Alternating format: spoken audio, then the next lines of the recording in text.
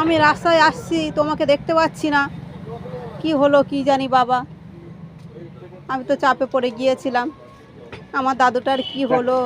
তাহলে এইবার তুমি তো একটু খোঁজ গিয়ে একটু এগিয়ে গিয়ে খোঁজ নেবা, তার ধলচিতি আর ডন্ডিহাটে তার দূর এই নৈহাটি এমন কিছু না। শোনো,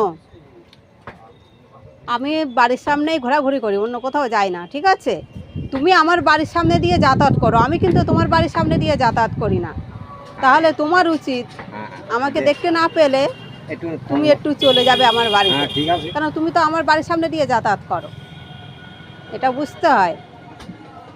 আমি তোমাকে দাদু দাদু করি আর তুমি আমাকে কত টেনশনে ফেলে দিয়েছিলে। সবসময় কি পোষ্যতে দেখাশোনা করবো? হ্যাঁ, তা তোমাদের মতো বুড়ো মানুষদের একটু না দেখলে হবে? হ্যাঁ, নাও খেয়ে নাও, আবার পরে গল্প হবে, খেয়ে নাও। খাওয়ার সময় এত বকতে নেই, তোমার অসুবিধা হবে।